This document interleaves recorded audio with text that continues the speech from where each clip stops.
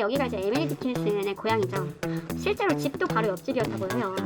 말하자면 이웃인데 이제 한 세기 전에 죽은 이웃인 거죠. 물고기를 낳은 물고기는 물고기를 낳은 물고기 조상들에게 어떤 성들이 있는지.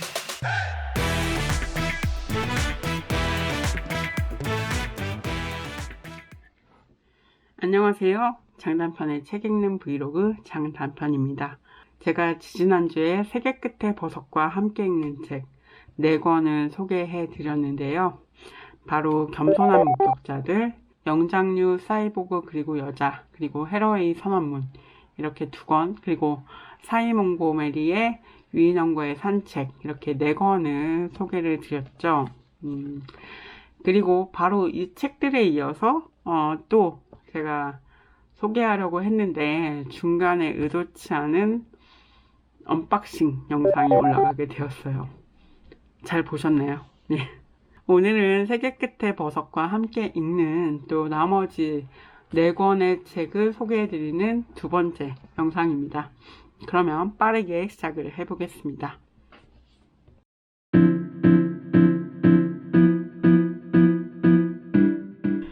네. 첫 번째 책은 바로 로빈 윌 키머러의 향모를 따으며입니다. 제가 너무나 좋아하는 책이라서 주변 분들에게도 기회가 있을 때마다 추천을 하고 제가 진행하고 있는 책 팟캐스트 애매한 언니들에서도 다룬 적이 있었던 책입니다. 이 책의 부제는 토박이 지혜와 과학 그리고 식물이 가르쳐준 것들이라는 부제를 가지고 있는데요. 이 토박이 지혜라는 그 표현을 좀 기억해 두시면 좋을 것 같아요. 이 책을 쓴 로빈 윌 키머러의 소개를 볼게요. 보이시나요? 엄마라고 되어 있고요. 그리고 식물 생태학자입니다. 이분은 우리가 인디언이라고 보통 표현을 하는 아메리카 원주민, 그 중에서도 포타와토미 쪽 출신입니다. 이 책에서도 어릴 적 기억이나 조상들의 지혜와 문화 그런 것들을 많이 언급하고 있어요. 그리고 흔히 비과학적이라고 생각하는 이런 토박이 지혜, 토박이 지식, 토착적 지식이라고 하는 것을 현대 과학과 어떻게 연결시킬지 이 책을 통해서 굉장히 다양하게 다방면으로 이야기를 하고 있습니다. 그래서 이 사람은 자신의 역사, 자신의 과거, 그리고 조상들의 지혜를 과학과 상관없는 것으로 치부하는 게 아니고요. 그 지혜들을 과학적 지식으로 만들려는 그런 노력을 하고 있는 것이죠. 우리가 뭐 인디언의 지혜 이런 이야기 또 많이 하잖아요. 근데 사실 그 내용이 어떤 것인지 그들의 지혜를 어떤 것이라고 명명을 하는지 사실은 모르는 경우가 많은데요. 어쩌면 이것은 북아메리카에 온 백인들이 이들을 지배할 때 이들의 땅을 빼앗을 때 그들의 지식을 인정하지 않고 미개한 것, 없애버려야 할 것 등으로 만들었기 때문에 우리도 그냥 그렇게 그냥 알고 있는 거잖아요. 그런데 사실 어떤 지식을 가지고 있었던 것인지 그들의 지혜란 거는 무엇인지에 대해서 좀 몰랐던 이야기들을 향모를 따으며 라는 이 책에서 조금 그 단초를 볼 수 있는 그런 책입니다. 저는 이 책을 예전에 팟캐스트 할 때 읽었었는데 그때는 이런 흐름까지 읽어내지는 못했고요. 사실 읽기 급급했었는데 이번에 또 세계 끝의 버섯을 읽으면서 새롭게 다시 읽기 시작하면서 이런 지식에 대한 생각, 우리가 좀 뭐랄까요, 진지한 지식이 아니다. 어떻게 보면 이제는 옛날의 것이고 잊혀져야 될 것이다 라고 생각했던 그런 지식에 대한 생각들, 토착 지식, 토박이 지혜라는 것들에 대해서 좀 생각을 해보게 되고요. 그리고 지식의 우위를 누가 정하는가 뭐 이런 생각들도 하면서 좀 읽어보고 있습니다. 그리고 이 책이 또 왜 생각이 났냐면 자연을 바라보는 시각 이런 것들이 세계 끝의 버섯과 좀 유사하다고 느꼈어요. 우리는 자연을 무조건 보호해야 된다고 생각을 보통 하잖아요. 뭐 이렇게 건들면 안 되고 그냥 고의 보존을 해야 된다라고 생각을 하는데, 그런데 이 책에서는 그것과 조금 다른 결의 이야기를 합니다. 즉 자연은 인간과의 관계를 통해서 영향을 받고 재정의되는, 그리고 인간이 영향을 끼쳐서 다른 방향으로 또 나가기도 한다는 것을 책에서 계속 이야기를 하고 있어요. 그런데 이것은 자본주의 이후에 인간이 한 정말 거대한 규모의 자연 파괴 있잖아요. 막 생태 파괴가 엄청 일어나고 막 자원을 다 써버리고 이런 것과는 조금 다른 이야기입니다. 이분들은, 여기 이 책에 나오는 분들은 자연을 지배하고 하는 것이 아니라 자연에게 받은 것들을 좀 감사하게 생각할 줄 아는 그런 분들의 이야기고요. 그래서 지금의 우리와는 조금 차이가 있죠. 어쨌든 그런 자연과 인간이 영향을 주고받은 예로 이제 여기에 여러 가지 식물에 대한 기억이나 영향을 받은 이야기가 나오는데, 그 이야기는 조금 더 나중에 세계 끝의 버섯을 읽으면서 또 자세하게 또 할 수 있을 것 같습니다. 네, 향모를 따으며 라는 책입니다. 이 향모라는 이 식물이 그들의 공동체와 어떤 연관을 맺었는지에 대해서 이야기를 하거든요. 저는 향모라는 식물을 잘 몰랐는데, 여기에 이렇게 약간 형상화가 이렇게 따져 있는 식물이 형상화가 되어 있는데요. 검색을 해봐서 알게 되었고요. 땄는다는 표현의 제목도 이제 이렇게 땄는 거구나 라고 좀 이해를 하게 되었습니다. 어쨌든 세계 끝의 버섯도 인간에 의해 자연이 손상되었기 때문에 버섯이 성행하게 된, 오히려 인간이 파괴한 곳에서 버섯이 막 엄청 자라는 그런 미국 오리건주의 오픈 티켓이라고 하는 지역의 이야기를 하고 있는데, 거기에서 사람들이 버섯을 채집하면서 이제 돈을 벌고 버섯을 팔고 사고 하는 이야기들이 나오거든요. 그런데 애나층도 그냥 자연을 마냥 보호해야 된다 이런 관점은 아닌 것 같아요. 물론 좀 더 디테일하게 살펴봐야 되긴 하는데요. 물론 자연을 막연히 보호만 할 수는 없죠. 지금은 특히나 자연 그대로 남아있는 공간이 사실은 거의 없어요. 사람들이 너무나 다 온갖 곳에 다 가서 파헤쳐놨기 때문인데요.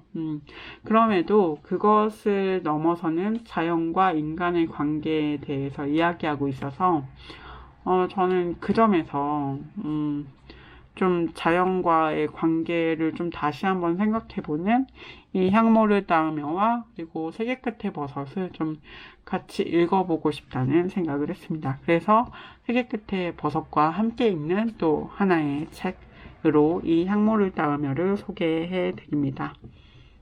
자, 이번에 소개해드릴 책은 이 세 권입니다. 두 번째 책이 아니고 두 번째, 세 번째, 네 번째 책이거든요. 이것은 권수로 보시기보다는 린 마골리스라는 사람과 관련된 책으로 보는 것이 좋을 것 같습니다. 저는 지금 우리가 꼭 알아야 되는 사람, 알아야 되는 이론가가 있다면 린 마골리스라는 생각을 하고 있어요. 물론 애나칭도 읽어야 되고 도나 헤러웨이도 읽어야 하지만 아무튼 린 마골리스 중요합니다. 린 마골리스는 돌아가신 지 한 10년이 좀 넘었지만 지금도 너무 중요한 과학자입니다. 왜냐하면 이 사람의 생각이 지금의 우리에게 너무 중요한데 우리는 이분을 많이 알지는 못하거든요. 꼭 알아야 하는 분이라고 생각을 해요. 이분은 생물학자고요. 왜 예전에 우리 생물 시간에 세포 가운데 핵이 있고 그 주변에 미토콘드리아나 이런 것들이 있다 이렇게 봤던 기억이 있는데, 린 마골리스는 이 미토콘드리아나 세포에 있는 소기관들이 원래 여기 있었던 것이 아니라 외부에 있던 아이가 세포 안으로 들어와서, 물론 처음에는 우연히 들어왔을 수도 있겠죠. 근데 같이 있으니까 뭔가 좋은 거죠.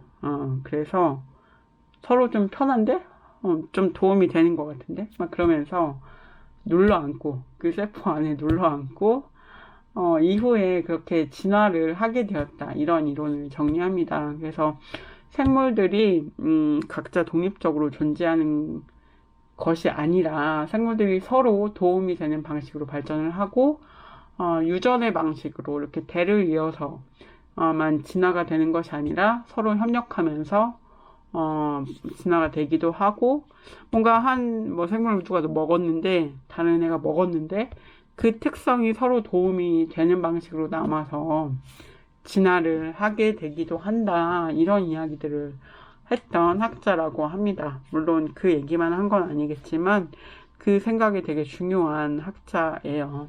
사실 저도 조금씩 읽고 있을 뿐 아직 잘 알지는 못합니다. 림 마글리스에 대해서도 한 4년 전에 애매한 언니들에서 방송을 한 적이 있었어요. 그때 이야기를 하고 이제 4년 만에 다시 읽고 있는데, 그 당시 방송을 좀 들어보니까 저는 책을 제대로 읽지도 않았더라고요. 그때 게스트 분께서 그나마 좀 자세히 설명을 해주셔가지고 다행이었지. 저는 그냥 리액션만 하고 있던데, 어쨌든. 근데 그때 읽었을 때 그런 생각을 했었어요. 흥미롭다.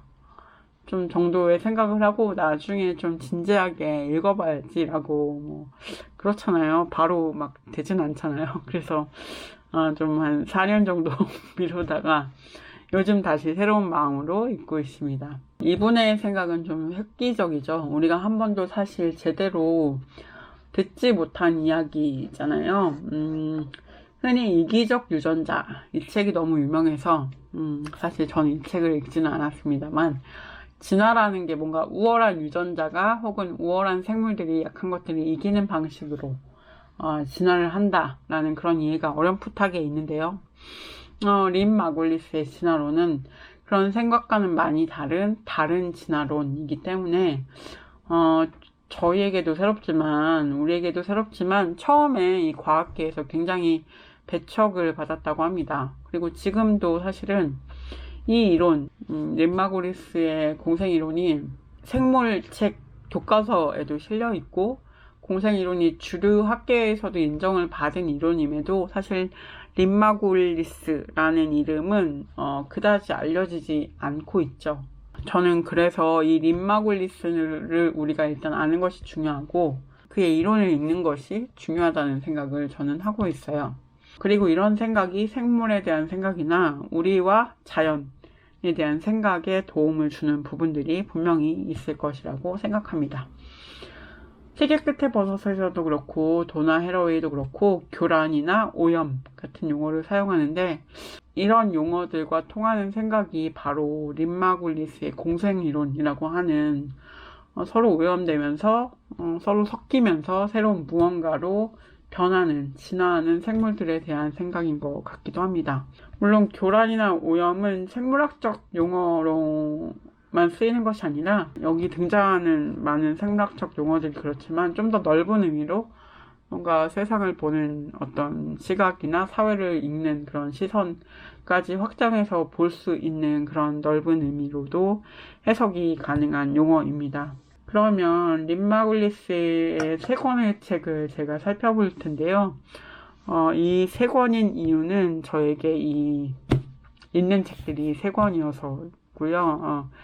새로운 책이 2023년도에 나온 책이 또 있더라고요. 그 책도 함께 살펴보시면 어떨까 싶기도 한데, 제가 그 책은 직접 확인하지는 못해서 아직 완전한 추천은 아니고 참고하시면 좋을 것 같아요.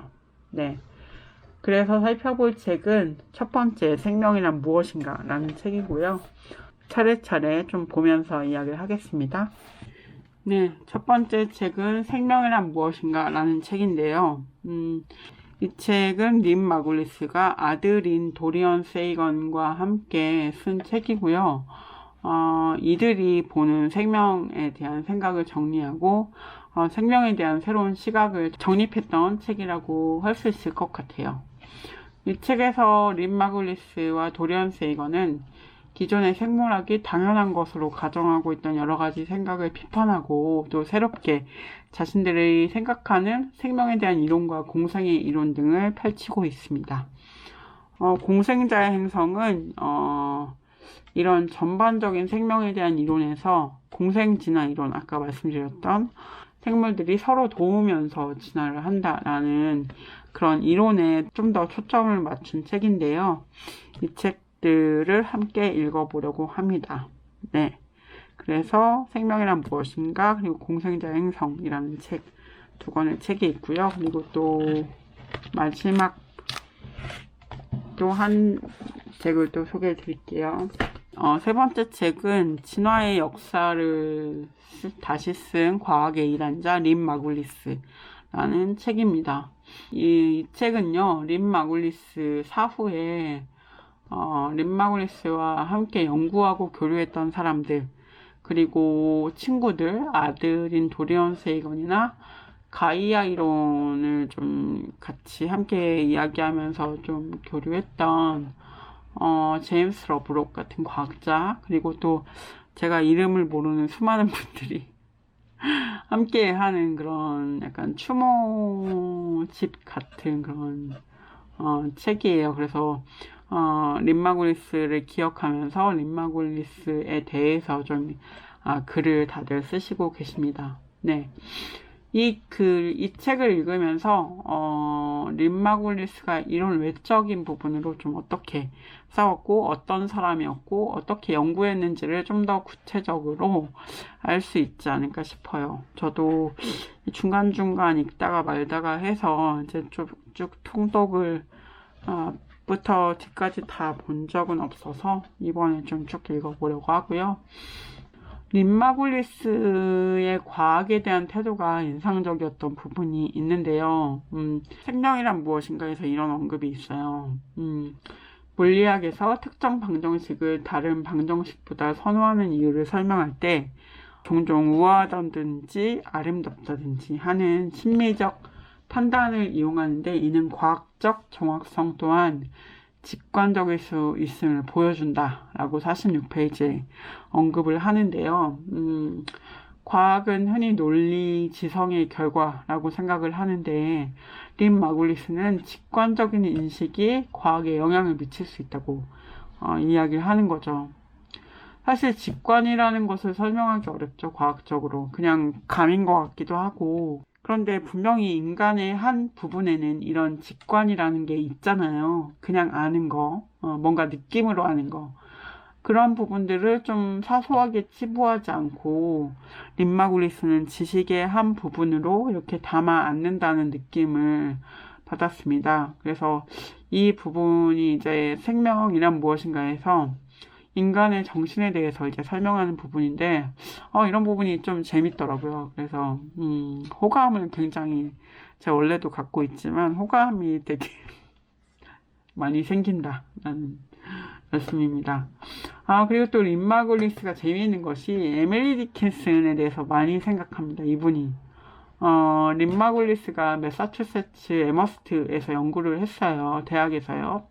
근데 여기가 이제 에밀리 디킨슨의 고향이죠. 실제로 집도 바로 옆집이었다고 해요. 말하자면 이웃인데 이제 한 세기 전에 죽은 이웃인 거죠. 에밀리 디킨슨은 100년 전에 죽은. 네, 죄송합니다. 네. 에밀리 디킨슨도 생전에 자신의 글을 인정을 받지 못하죠. 하지만 굉장히 많은 시를 남겼고 지금도 발견이 되고 있다고 하잖아요. 어쨌든 그것 때문인지 아니면 에밀리 디킨슨의 시가 좋아서인지 뭐 여러 가지가 있겠죠. 여러 가지 의미가 있겠죠.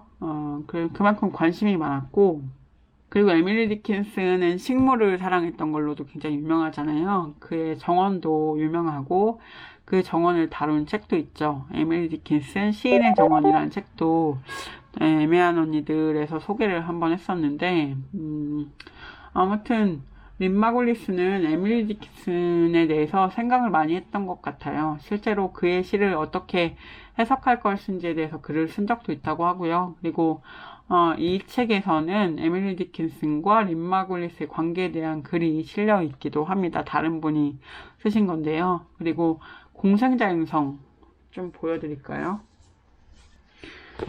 공생자 행성의 매 챕터는요.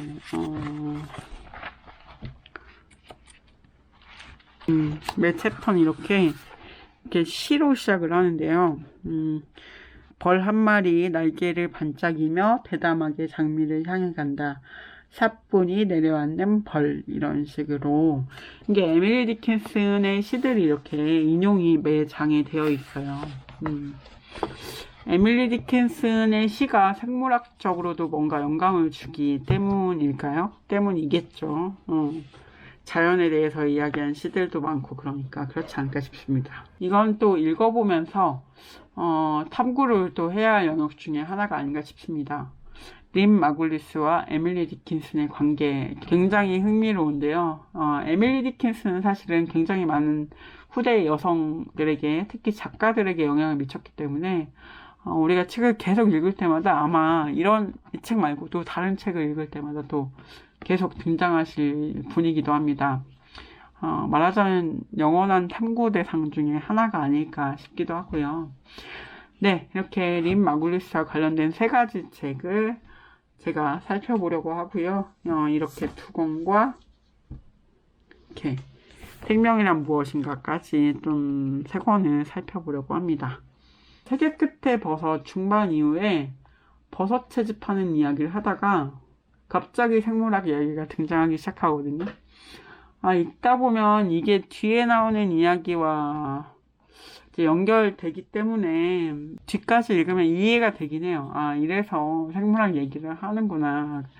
근데 처음엔 굉장히 좀 생뚱맞다고 느껴지거든요. 아니, 갑자기 왜 이 생물학 얘기를 하지? 라고 느껴지는데, 이 부분을 읽을 때 더 재밌게 읽을 수 있는 생각들을 이제 린 마굴리스의 책을 통해서 좀 느낄 수 있을 것 같아요. 그래서, 조금 부담이 있긴 하지만, 그래도 한 권 정도는 린 마굴리스의 책을 읽어보시면 도움이 되지 않을까라는 생각을 합니다. 네, 이제 마지막 책인데요. 제가 지난 영상에서 분명히 4권이라고 했는데, 왜 5권이냐? 라고 하실 분들이 있을 수 있을 것 같아요. 네, 왜 5권인가? 저도 잘 모르겠습니다. 네, 왜 5권일까요? 근데 이제, 지난번에 이제 언박싱 영상 보신 분들은 혹시 아실 수도 있는데 5권 넘을 수도 있지 않을까 이런 생각을 해보고요. 책 한 권 읽는데 뭐 이렇게 같이 읽는 책이 많냐라고 생각하실 수도 있습니다. 저도 약간 어딘가선 끊어야 되는데 이런 생각을 하긴 하는데 또 한편으로는 책이란 것이 이렇게 계속 연결이 되는 거거든요. 다른 책들과 분리해서 단독적으로 존재하는 책은 없다고 저는 생각해요.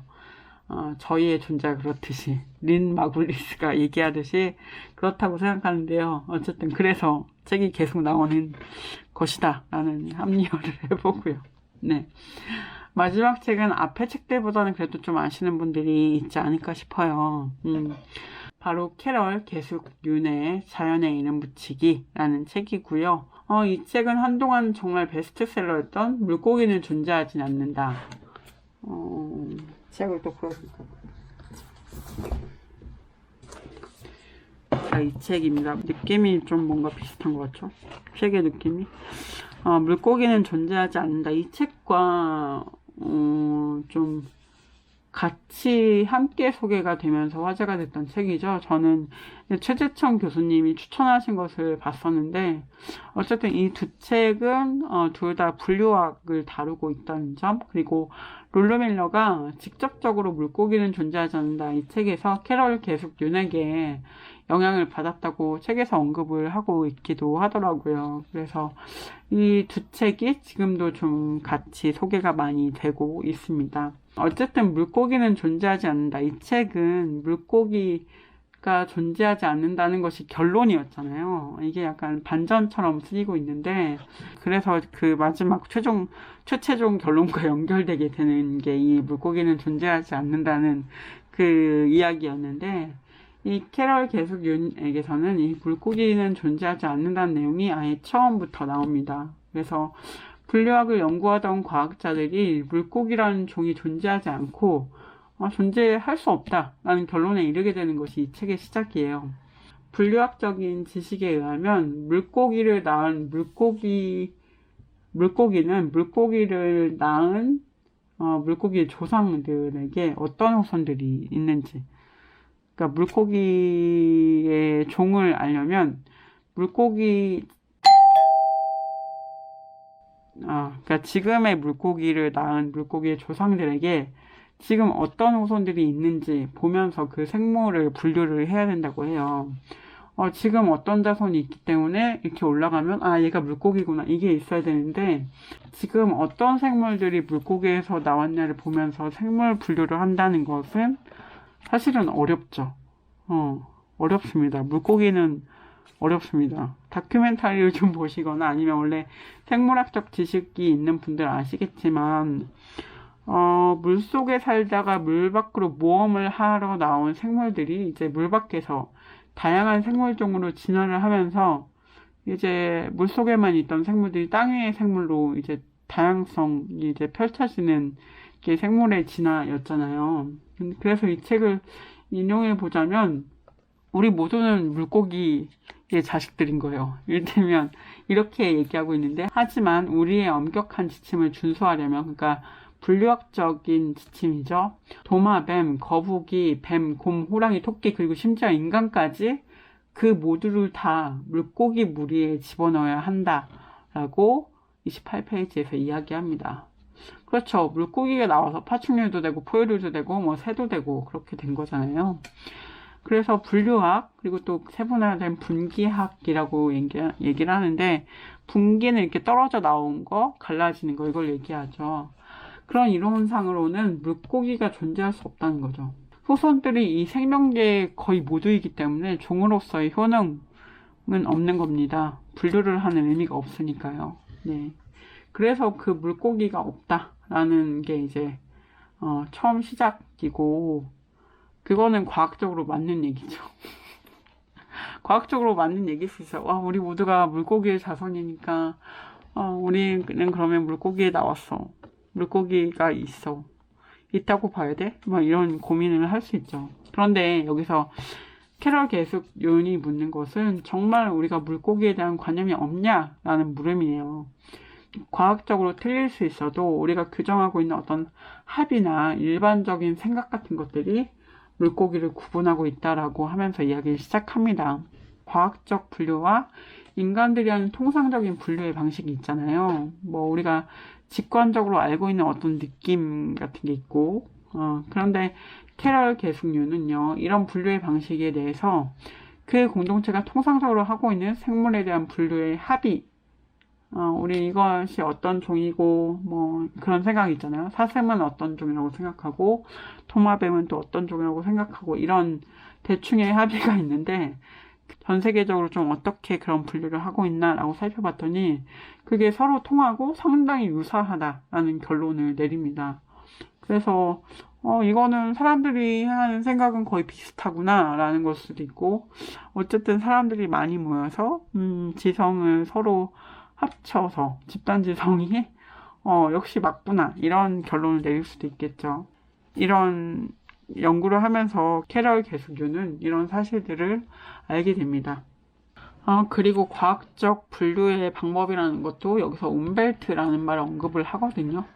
움벨트는 환경 또는 주변 세계를 뜻하는 독일어 단어라고 해요. 근데 생물학자들에게 움벨트란 지각된 세계, 즉 한 동물의 감각으로 인지한 세계를 의미한다고 합니다. 그래서 이분이 이렇게 언급해요. 나는 늘 분류학이라는 게 과학의 역사가 일련의 가지런하고 순차적인 통찰과 실험실의 야근으로 이루어진 것이라고 여겼는데 여기서도 야근을 했습니다. 이분들도. 그런데 분류학이라는 것이 사람들이 계속해왔던 외부를 인식하는 주변 세계를 인식하는 오래된 일에서 파생된 지식이라는 것을 깨닫게 됩니다. 그러니까 우리 사람들은 계속 분류를 하는 거죠. 습관 같은 건가요? 습관 같은 걸 수도 있잖아요. 저 사람은 어떻구나, 이 사람은 어떻구나, 이렇게 생각하기도 하고, 우리 MBTI도 많이 하죠. 그런 것처럼. 생물도 그렇게 분류를 한다는 거죠. 이게 인간들의 어떤, 오래된, 그냥 주어진 어떤 특성 같은 거라는 거죠. 그런데 사람들은 이 움벨트를 이제는 인정하지 않죠. 사람들, 어쨌든 과학에서는 이 움벨트를 이제 인정하지 않죠. 과학적 지식이라는 것이 뭔가 굉장히 자연으로부터 독립적인 어떤 것이라는 생각을 이제는 하고 있는 거죠. 그래서 캐럴 개숙윤도 그런 점에서 헷갈렸던 것 같아요. 그런 헷갈림에서 과학에서 분류하기 버린 물고기를 다시 찾고 싶다. 이런 말로 시작을 합니다. 우선 나는 내 물고기들을 되찾고 싶다. 라고 45페이지에서 얘기를 하는데요. 저는 이런 움벨트, 외부를 인식하는 생각이 제가 처음에 소개한 로빈 키머러의 토박이 지식과도 좀 연결이 되고요. 그리고 림 마굴리스의 직관과도 연결이 된다는 생각을 했어요. 근대 이후의 과학이 무시하는 우리가 원래 가지고 있는 세계를 인식하는 방법 같은 거 말이죠. 그런 것들도 사실은 과학의 영역에 포함이 돼야 되는데 마치 그런 거 우리가 그냥 아는 것들 그리고 우리가 오랜 삶을 연속해서 살면서 죽고 누군가 태어나고 그 태어난 사람에게 또 내가 아는 지식을 알려주고 이런 삶의 연속을 통해서 알게 된 것들을 무시하는 그런 행태 그런 과학의 행태에 반하는 여성과학자들의 지식 만들기 프로젝트라는 생각도 들었고요. 물론 생물학에 대한 또 다른 지식들도 이들의 책에서 많이 나오겠지만 저는 이들이 이런 공통점을 가지고 좀 이야기를 하고 있구나 이런 생각이 들었습니다. 그리고 생물이 계층 조직처럼 사람이 이렇게 맨 위에 있고 그리고 뭐 원숭이, 뭐 영장류가 있고 그리고 뭐 그 밑에 뭐가 있고 맨 밑에 개미 뭐 이런 거 미생물 이런 거 있고 이런 식으로 쭉 이렇게 존재의 대사슬을 이루는 그림을 생각하는데 보다 큰 전체를 이루는 작은 생물들의 공존은 이렇게 쭉 사슬처럼 뭔가 이렇게 위계관계가 있는 것처럼 되는 것이 아니라 작은 생물들이 공존을 하는 어떤 생태계일 수도 있고 어떤 구성일 수도 있고 이걸 홀로키라고 부른다고 림 마굴리스의 책에서 언급하고 있어요. 세계 끝에 버섯에서 계속 언급되는 부분을 넘어서는 전체라는 개념과도 연결이 되어 있다고 전 느꼈거든요. 그러니까 부분들은 그냥 합이 아니라 그것보다 훨씬 더 큰 어떤 의미를 낼 수 있는 그런 전체라는 거죠.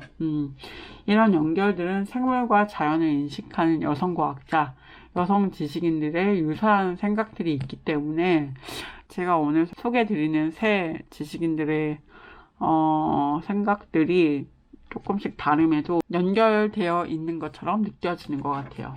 네.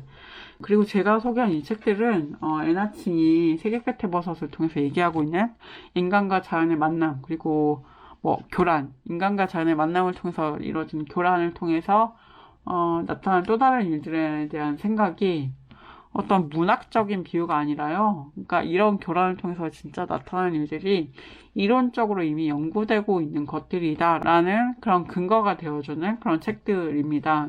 제가 소개한 책들이요. 이렇게 총 5권의 책을 여러분께 소개해드리면서 에나칭의 세계 끝의 버섯을 어떻게 읽어보려고 하는지 여러분께 이제 겸사겸사 중간중간 설명도 드린 것 같아요.